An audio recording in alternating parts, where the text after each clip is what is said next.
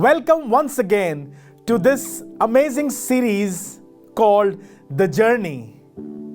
40 years of the journey of Israelites in just 40 days.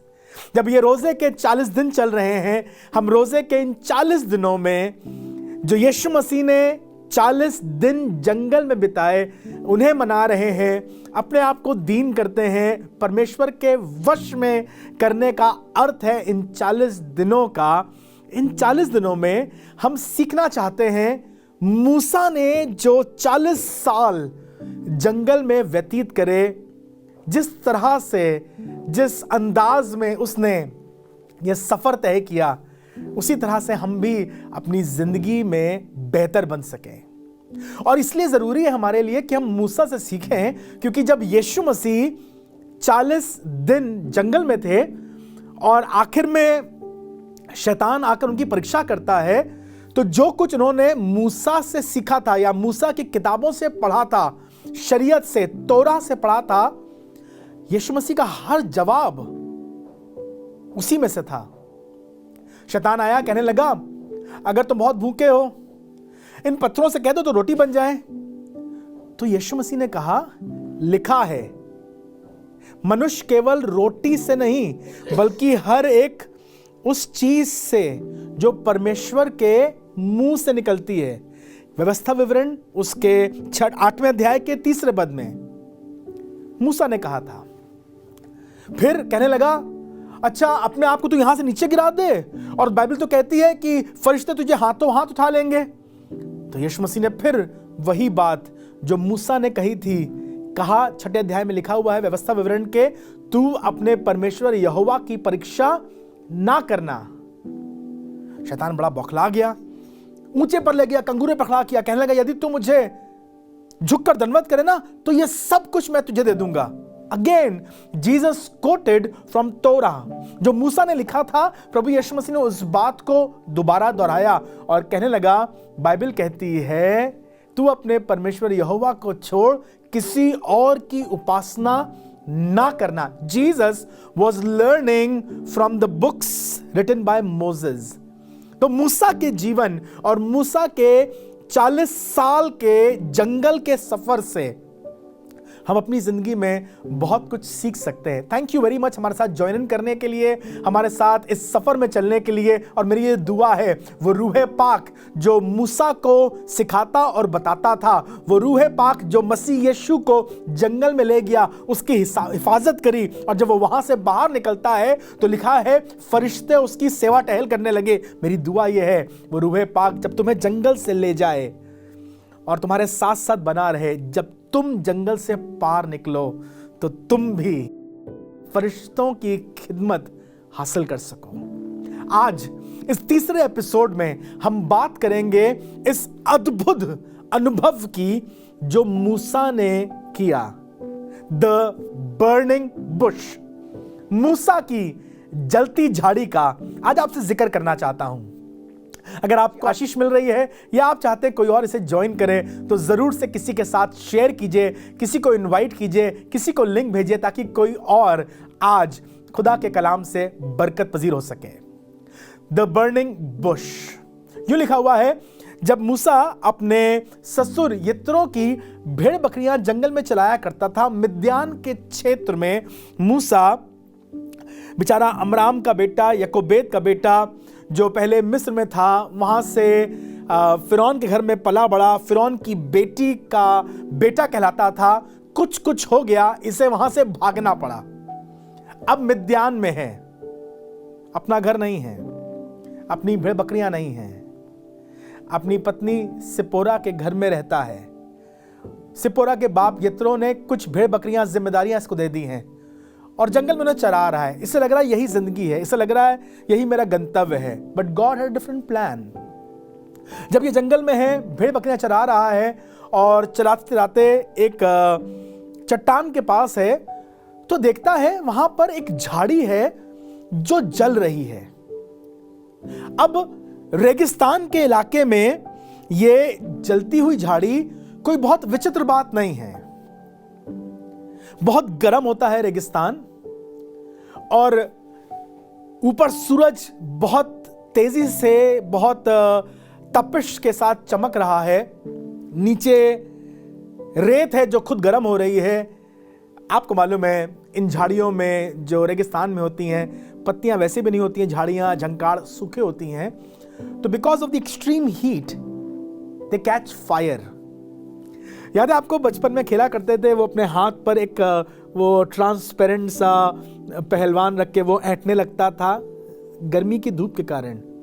याद है आपको वो लेंस लेकर के आप पेपर पे चमकाया करते थे और मैजिक होता था, पेपर जलने लगता था। मैजिक वैजिक कुछ नहीं था, ये गर्माहट थी जो मैग्नीफाई होकर जब कागज पर पड़ती है तो कागज जल जाता है। बिल्कुल वही मैग्नीफाइड हीट जो थी सूरज की और रेत की इन झाड़ियों को अक्सर जला दिया करती थी। और रेगिस्तान में चरवाहों के लिए या वहां के मुसाफिरों के लिए जलती झाड़ी कोई भी अट्रैक्शन का या सरप्राइज का कारण नहीं थी। But this burning Bush caught the attention of Moses, क्योंकि ये झाड़ी जल तो रही थी पर भस्म नहीं हो रही थी। तीसरे अध्याय के दूसरे पद में, निर्गमन में, मूसा रुक गया, ठहर गया। इसने पहले देखा झाड़ी जल रही है, बात खत्म हो गई। आधे घंटे बाद देखा वो झाड़ी अभी भी जल रही है, घंटे भर बाद ये झाड़ी अभी भी जल रही है। इसे लगा ये तो कुछ फर्क बात है। He went close to watch it from very nearby. देखूं तो क्या है, ये झाड़ी भस्म क्यों नहीं हो रही है। और जब वो उसके पास जाता है तो अचानक से झाड़ी से आवाज आती है, मूसा ये पाक जमीन है, अपने पैर से जूते उतार दे। तब मूसा को रियलाइज होता है, अरे ये तो कुछ डिफरेंट है, खुदा मुझसे बात कर रहा है। पर आज मैं चाहता हूं इससे पहले खुदा की बात, इससे पहले मूसा की बात आपके साथ रखूं, चाहता हूं आज जलती हुई झाड़ी की बात आपके साथ रख सकूं। मुझे मालूम है ये कठिन समय है, मुझे मालूम है तपिश बहुत बढ़ गई है, विरोध की तपिश, नफरत की तपिश, झूठ की तपिश बहुत बढ़ गई है।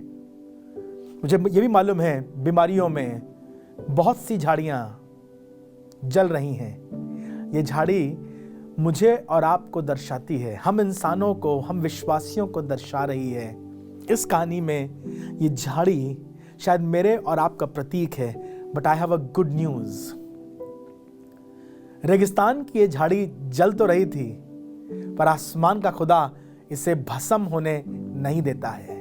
तुम्हारा खुदा जब तुम जंगल के सफर से होकर गुजर रहे हो ना, मुसीबतों में, परेशानियों में, बीमारियों में, कर्जों में इस तरह से उलझ गए हो, लग रहा है हम भस्म हो जाएंगे, बर्बाद हो जाएंगे, I have a good news, तुम्हारा खुदा तुम्हें भस्म होने नहीं देगा। मेरी दुआ यह है आज मूसा की जलती झाड़ी का आश्चर्यक्रम तुम्हारे घर में हो सके और तुम देख सको कि खुदा ने मुझे कैसे बचाया है। उसका कलाम कहता है यशाया उसके 43वें अध्याय में, जब तू नदी में से होकर जाए तो वो तुझे डुबा ना सकेगी, जब तू आग में से होकर चले तो शोला तुझे जला ना सकेगा। खुदा आप क्यों भेज रहे हो आग में? जब तुम्हें बचाना ही है तो ऐसे ही बचा लो। उसने कहा नहीं, I will allow difficult times, I will allow the flood, I will allow the rising waters to come against you. बाढ़, सैलाब, नदियां आएंगी पर मेरा वायदा है तुझे डुबा नहीं सकेंगी, तू उनसे पार हो जाएगा। आपने महसूस किया है कई बार लगता है हमारे घर पर आफतें आ गई हैं, सैलाब के समान आ गई हैं, लगता है बिल्कुल बहा ले जाएगा, बर्बाद हो जाएंगे। पर धन्यवाद करता हूं नूह का खुदा आज भी जिंदा है और सैलाब तुम्हें डुबो नहीं सकेगा। बाइबल कहती है क्योंकि आसमान का खुदा सैलाब के खिलाफ एक स्टैंडर्ड बनाता है, and God will raise a standard when the enemy comes like a flood. और आपको मालूम अच्छी बात क्या थी? नूह के जमाने में जब बहुत बाढ़ आई थी और सब लोग डूब रहे थे, वो जो खुदा पर विश्वास रखते थे अर्थात नूह और नूह का घराना, जब पानी सबको डुबा रहा था, सबको गर्क कर रहा था, सबको हलाक कर रहा था, तो उस समय नूह की किश्ती उस पानी के कारण और ऊपर और ऊपर और ऊपर और ऊपर होती जा रही थी। Things that will come to destroy you, God will make them a blessing and a milestone in your life, a stepping stone, जब सब लोग नाश हो रहे हैं, कोविड में सब लोग बर्बाद हो रहे हैं, हलाक हो रहे हैं, खुदा अपनी कलीसिया को सुरक्षित रखा था। जब महंगाई में सब लोग बिखर से रहे, टूट से रहे, वो कलीसिया को बढ़ाता रहेगा। ईमान रखने वाले मजबूत होंगे। लिखा हुआ है यशायाह 43वें अध्याय में, सैलाब तुझे डुबा ना सकेगा, और जब तू आग में से होकर जाए। कभी कभी लगता है हमारा गुजर आग में से हो रहा है। क्या बताऊं, इतनी मुसीबतें हैं, इतनी परेशानियां हैं, इतना विरोध है, सब तरफ लोग खिलाफ हैं। वो खुदा कह रहा है आग में से जाओगे तो, पर शोला तुम्हें जला ना सकेगा। हालेलुया। खुदा करे जब इन दिनों में तुम रोजा रखे हो, उपवास के साथ खुदा के हुजूर जा रहे हो, प्रार्थना कर रहे हो, अपने आप उसके हुजूर दीन कर रहे हो, उसका कलाम तुम्हारे घर में पूरा हो सके और जलती हुई झाड़ी तुम्हें दिखाई पड़े। इन difficult times, in heat, in trouble times, may the hand of the Lord sustain you.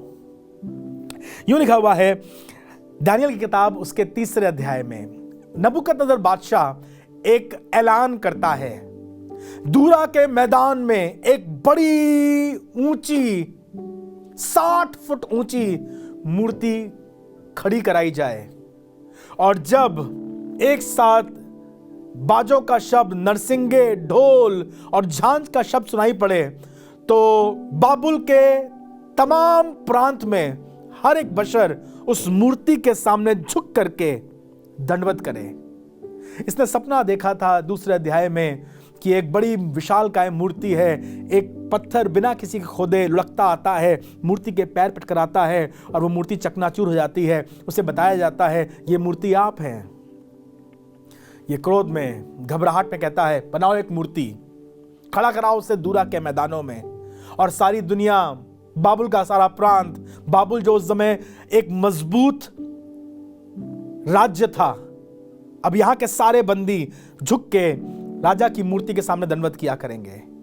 पर शद्रक, मेशक, अबेदनगो जो खुदा के मानने वाले थे, इन्होंने फैसला किया नहीं, हम खुदा का कलाम जानते हैं, हमें मालूम है तुम अपने परमेश्वर यहोवा को छोड़ किसी और की उपासना ना करना, तुम किसी के लिए कोई मूरत खोद कर ना बनाना और ना उससे दंडवत करना। कैसे हो सकता है कि हम जो इजरायली हैं, खुदा के मानने वाले हैं, बाबुल देश में दंडवत करें और वो भी राजा की मूरत को? They said no. इन्होंने मना कर दिया, इन्होंने फैसला किया ऐसा नहीं होगा।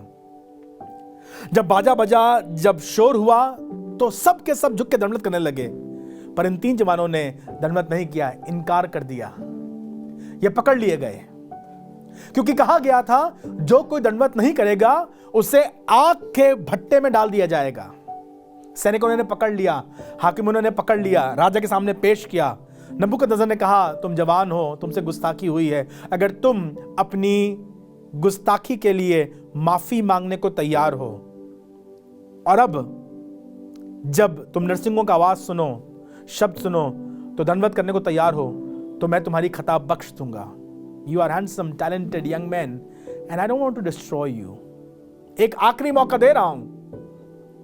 नबूकदनेस्सर अपने अहंकार में, अपने तैश में और अपने जलवे में इन्हें धमका रहा था और इन जवानों पर तरस खाना चाहता था। शद्रक, मेशक और अबेदनगो ने जवाब दिया, हे राजा, हमें नहीं लगता कि हम तुझे इस बारे में कोई उत्तर दें, क्योंकि हमने फैसला कर लिया है कि हम सिर्फ और सिर्फ अपने खुदा के सामने ही झुकेंगे।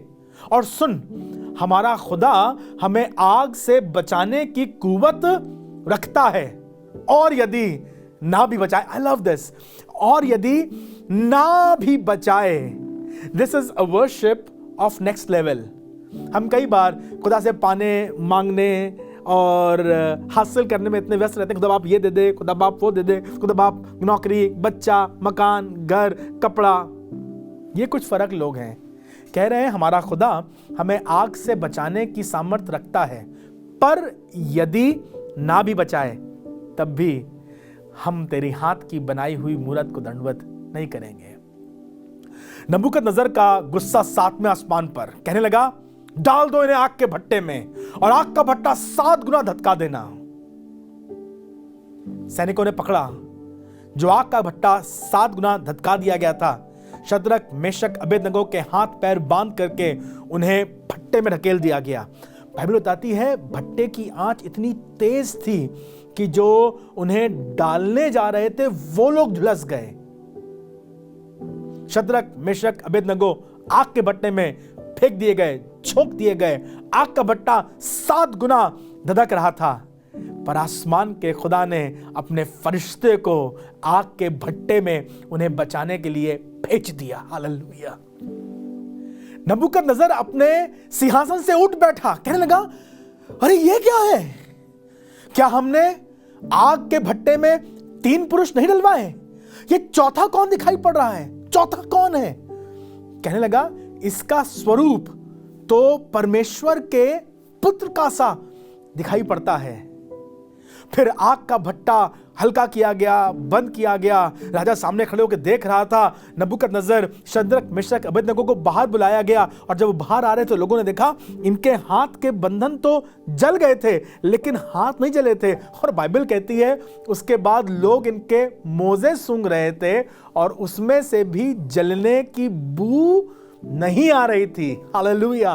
तुम्हारा खुदा तुम्हें आग के भट्टे से बचाने की सामर्थ रखता है। आग में ले तो जाएगा लेकिन भस्म नहीं होने देगा। आज मैं बात करना मांगता हूं हर एक उस शख्स से जो अपने आप को आग के भट्टे में, अपने आप को जलती हुई झाड़ी के रूप में देख रहा है। मुझे नहीं मालूम किन हालात में, किन परिस्थितियों में तुम जल रहे हो, पर तुमसे कहना चाहता हूं, your God is faithful enough not to leave you in this fiery furnace. वो तुम्हें निकाल करके, खींच करके, संभाल करके अपनी महिमा का औजार बनाना चाहता है। तेरी दाहिनी ओर 10,000 और तेरी बाईं ओर 1,000 गिरेंगे पर उनमें से कोई तेरे निकट ना आएगा। मत रोइए, मत किड़ाइए, मत कुड़कुड़ाइए। कहिए, मूसा के खुदा, आज मैं चाहता हूं तेरी जलती हुई झाड़ी का आश्चर्य कर्म मेरे घर में हो और वो खुदा तुम्हें भस्म होने नहीं देगा। हालेलुया। हम इस सीरीज में आगे चलेंगे और कल फिर आपसे मुलाकात करेंगे। कल हम फिर खुदा के कलाम से और मूसा की इस यात्रा में, इजराइलियों के इस सफर में, द जर्नी में जो 40 साल की थी, कुछ अद्भुत, कुछ आशीष देने वाली बात, कुछ नगीने निकालकर आपके सामने हाजिर होंगे। जरूर से हमारे साथ इस इबादत में और इस सत्र में शामिल होइएगा। किसी के साथ बांटिए, किसी के साथ शेयर कीजिए। खुदा आपको बरकत दे। खुदा हाफिज और खुदा तुम्हें सलामत रखे।